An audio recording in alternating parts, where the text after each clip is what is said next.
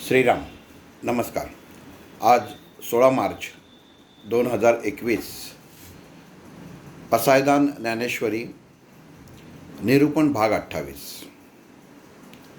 ज्ञानियाचा राजा गुरु महाराव म्हणती ज्ञानदेव तुम्हा ऐसे.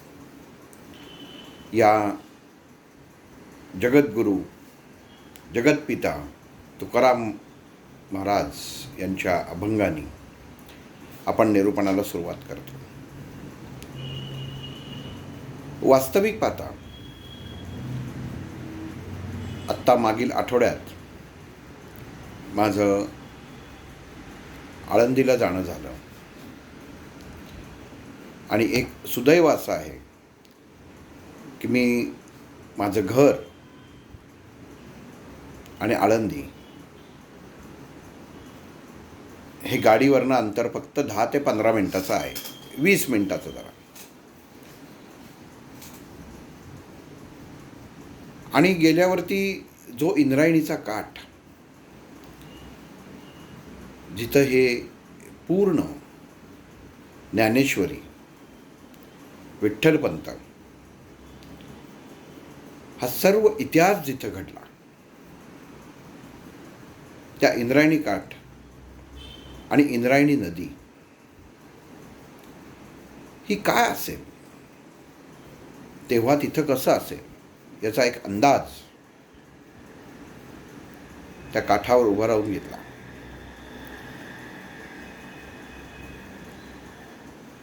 इतक्या वेळा आळंदीला जाणं झालं. एखादी गोष्ट आपल्याला ज्ञात असल्यानंतर आपण ती पाहायला जाणं हा फरक वेगळा,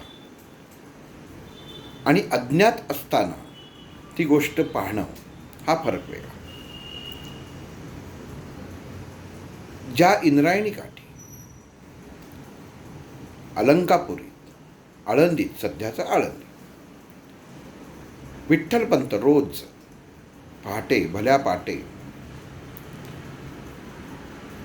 गायत्रीचं अनुष्ठान करी आणि सूर्यदेवतेला ऋग्वेदातल्या रुचेनी जो प्रणाम करत, ते काय असेल हे एक जागेवर जाऊन अनुभवलं की तेव्हाची स्थिती, आत्ताची स्थिती आणि पवित्र गोष्ट ही कायम पवित्रच राहते. मनुष्याने किती अपवित्र करायचा प्रयत्न केला, आज आपल्याला सर्वांना माहिती आहे की हिंदू धर्मामध्ये मनुष्य जेव्हा मृत पावतो, म्हणजे पुण्यामध्ये, आता आपण पुण्यात राहतो म्हणून सांगतो की दुसऱ्या दिवशी आपण अस्थिविसर्जन जे करतो ते त्या इंद्रायणी नदीत करतो. पवित्र हा शब्दच असा आहे की ह्याची वेगळं काही स्पष्टीकरण द्यायची गरज नाही. पवित्र म्हणजे पवित्र, स्वच्छ म्हणजे स्वच्छ. म्हणजे स्वच्छ कसं तर ह्याला सांगता येत नाही. स्वच्छ म्हणजे स्वच्छ आणि पवित्र म्हणजे पवित्र. जिथं माऊलींनी ज्ञानेश्वरी लिहिली, त्यांचा सहवास, त्यांची पावलं ज्या घाटावरती, त्या परिसरामध्ये कायम पडली, म्हणजे ती भूमी, आणि ज्ञानेश्वर म्हणजे साक्षात भगवंताचा अवतार, म्हणजे ती भूमी नक्की पावनच. कुठेही नमस्कार करा, तो त्या भगवंतापाशीच, भगवंताच्या चरणांपाशीच तो गेलेला आहे. मागं एका निरूपणात म्हटलं की जिथं संतांचं वास्तव्य, तिथं जाऊन तुम्ही थोडं थांबलात तरी माणसामध्ये काही न करता सुद्धा बदल घडतो. त्याच्या वैचारिकतेत बदल घडतो, आचार विचारामध्ये बदल घडतो. त्याचं कारण असं की तेव्हा त्या काळी संतांच्या शरीरातनं बाहेर पडलेली कंपनं ही आजही त्या त्या ठिकाणी वास्तवमध्ये आणि वास्तवतात असतात. जो तो आपापल्या कर्माने घेतो.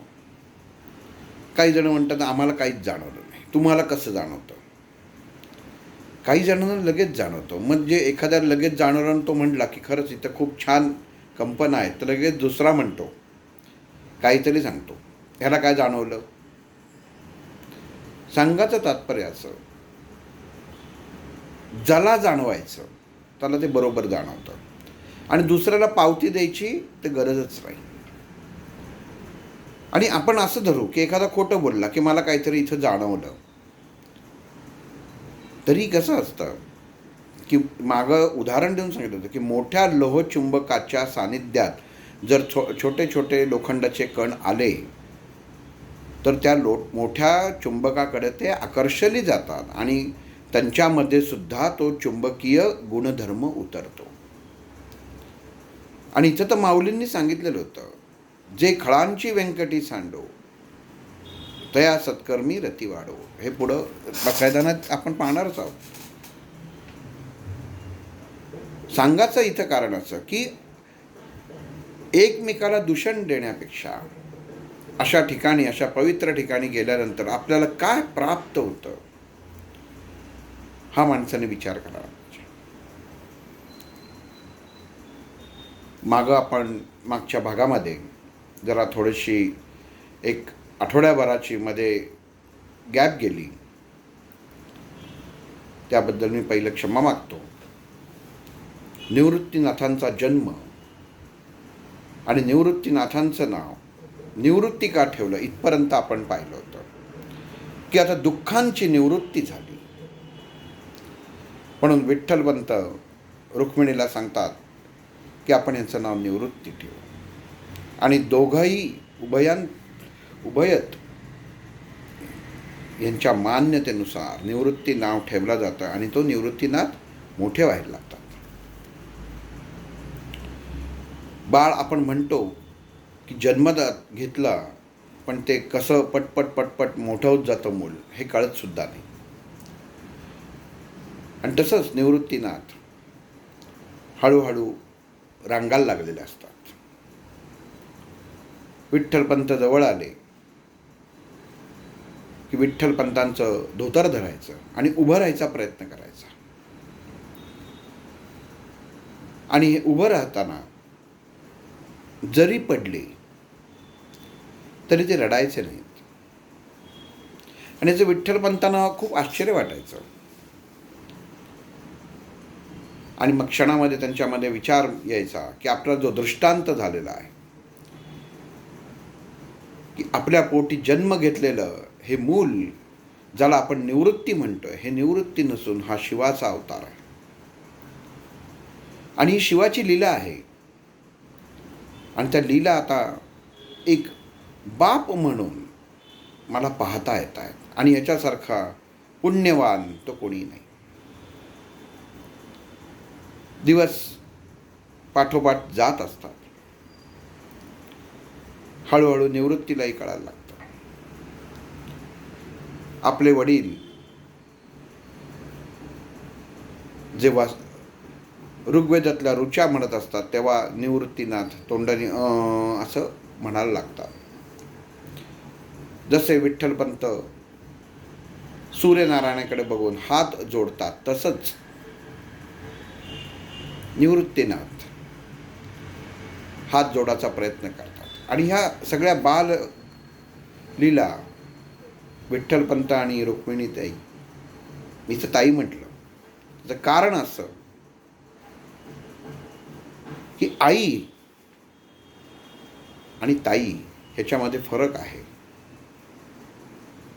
कारण शिवाची बहीण म्हणून इथं हा उच्चार केला. जरी मातृपोटी जन्म घेतला असला तरी जे नातं होतं आपल्याला, आपण म्हणतो की ताई म्हटल्यानंतर फक्त काही बहीण होतं असं नाही होत. वडीलधारी व्यक्ती, जसे आपण वडीलधाऱ्या व्यक्तीला अण्णा, तात्या असं म्हणतो, तसं एखाद्या घरामधली अधिकारी स्त्री व्यक्तीला ताई म्हटलं जातं. ताईनं विचारा, ताईनं सांगा, अशा उद्देशाने इथं ताई म्हटलं. कारण घरामध्ये मुख्य भूमिका निभावणारी स्त्री ही रुक्मिणी होती आणि विठ्ठलपंत हे दोघंच होते. आणि आता हे निवृत्तीनाथ तिसरे.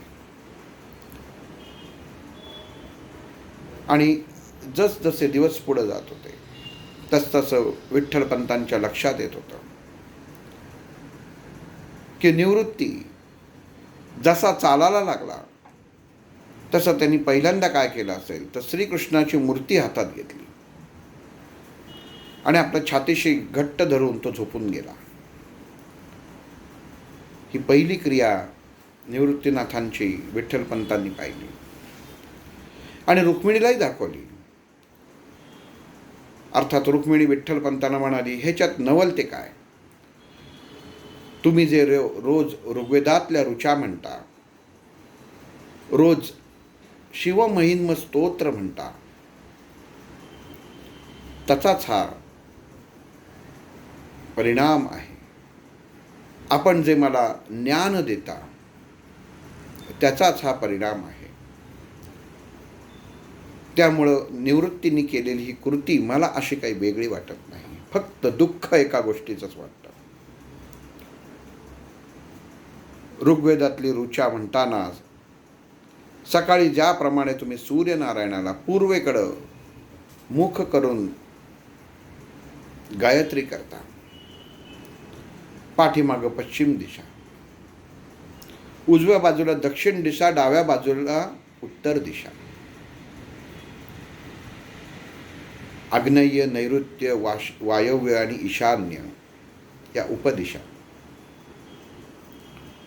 आणि अजूनही वर आणि खाली याही एक अंशात्मक दिशा. या दिशांचा विचार केला आणि समाजाचा विचार केला. बघा विषय बघा बरं का, कुठं निवृत्तीनाथांनी श्रीकृष्णाची मूर्ती आपल्या हृदयाशी कवटाळून ते आडवे झोपी गेले होते. विठ्ठलपंतांनी रुक्मिणीला दाखवलं आणि रुक्मिणी काय विषय करते, काय विषय सांगते. आणि इथे रुक्मिणी हे सांगितल्यानंतर विठ्ठलपंत म्हणतात, रुक्मिणी तू जे काय बोलतेस ते अडून बोलतेस असं मला वाटतंय. आणि मग रुक्मिणी म्हणते, ब्राह्मण, क्षत्रिय, शूद्र आणि वैश्य या 4 जातींच्या मध्येच सर्व जाती येतात, उपजाती येतात. जशा या दिशा आहेत या स्थित आहेत, ह्या कायमच्या आहेत आणि बाकीच्या ज्या आहेत त्या उप आहेत, तसंच समाजामध्ये पसरलेलं ह्या सगळे जातीभेद, या सर्व जाती या निर्मित आहेत. मग त्याला एवढं महत्त्व दिलं का गेलेलं आहे? मनुष्याने मनुष्यासारखं जगू नये का? विठ्ठलपंतांच्या मनामध्ये रुक्मिणीला काय म्हणायचं आहे हे बरोबर पक्क लक्षात आलं. धर्मशास्त्रांनी, ब्राह्मण आळीनी आपल्याला घराबाहेर काढून आज आता वर्ष 2 वर्ष होऊन गेली होती. आपल्याला गावाबाहेरच्या वेशीवरती एका टेकाडावरती झोपडी करून राहायला लागतंय. ह्याचं कुठेतरी दुःख रुक्मिणीच्या मनामध्ये होतंच. पण त्याचबरोबर आपल्याला आपल्याच लोकांनी स्वीकारलं नाही ह्याचं दुःख जास्त तिच्या मनामध्ये होतं. विठ्ठलपंतांना हे समजत होतं. आई वडील आहेत पण भेटता येत नाही, हाकेच्या अंतरावर आहेत पण उपयोग नाही. कारण मी भेटले तर समाज त्यांना वाईट टाकेल. काय तेव्हाची स्थिती असेल याचा विचार करा. विठ्ठलपंत, रुक्मिणी, निवृत्ती आणि रुक्मिणीची मैत्रीण गौरी. पती गेल्यामुळे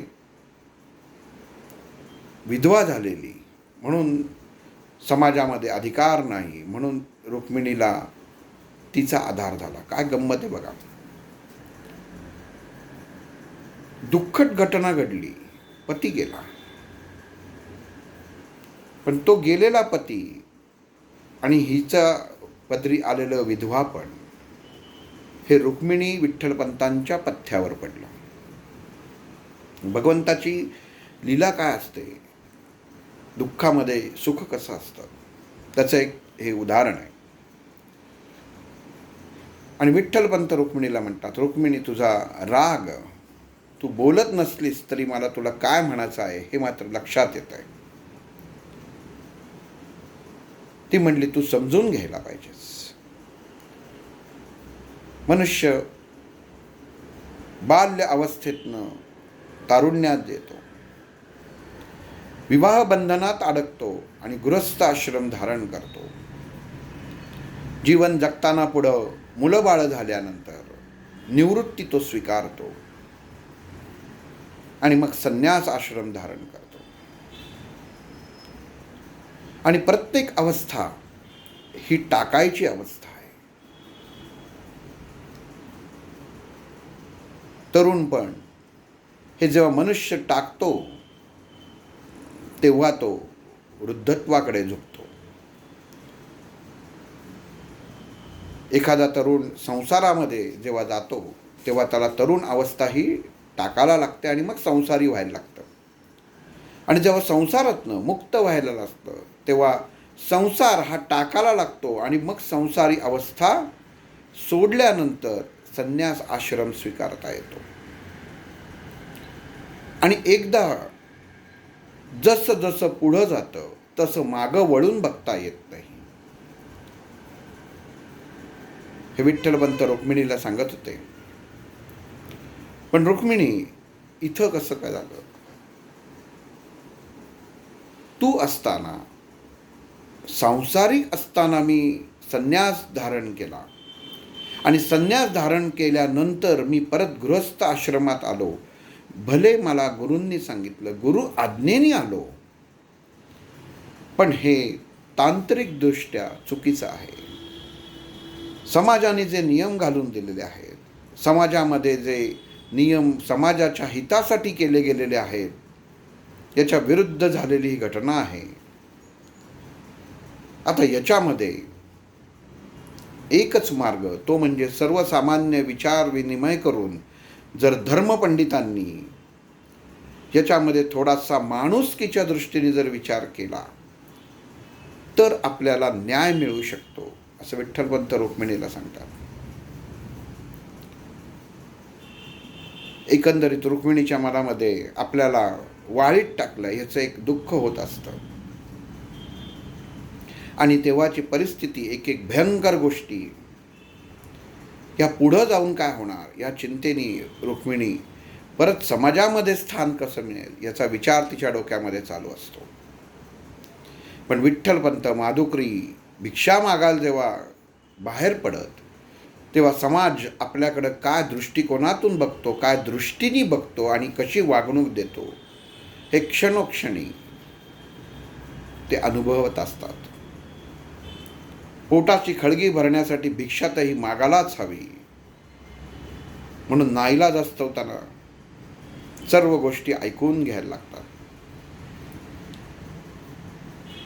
विठ्ठलपंत आणि रुक्मिणी एकमेकांच्या नजरेकडे बघतात, नजरानजर होते.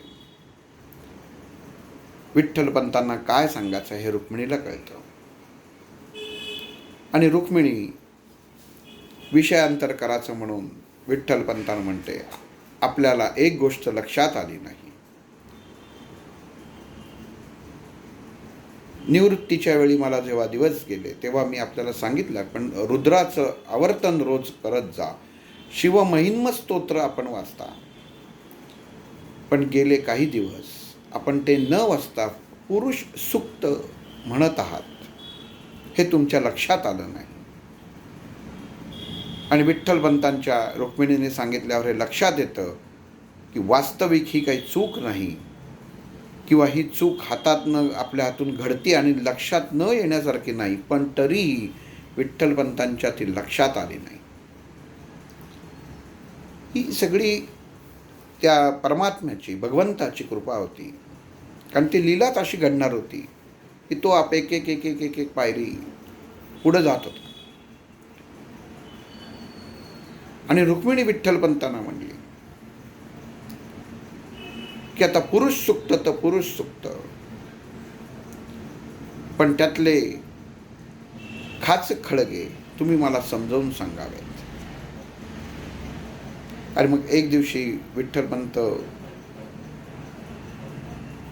जेव्हा भिक्षा मागायला बाहेर गेले आणि येत होते, येताना त्यांनी आल्यावर पाहिलं की गौरी लगबगीनी त्या झोपडी बाहेर आली आणि विठ्ठलपंतांना म्हणाली की ताईंना काहीतरी त्रास होतोय, मळमळतंय. मी त्यांना विचारलं, अस्वस्थता वाटतेय, गावातनं वैद्यांना बोलवायला पाहिजे. विठ्ठलपंत गौरीला म्हणतात, तू काळजी करू नको, तू घरी जा आणि शांत राहा. विठ्ठलपंतांना कळून चुकतं, पहिला अनुभव घेतलेला होता, काहीतरी गडबड आहे. आणि रुक्मिणीला परत दिवस गेलेत याची जाणीव विठ्ठलपंतांना होते.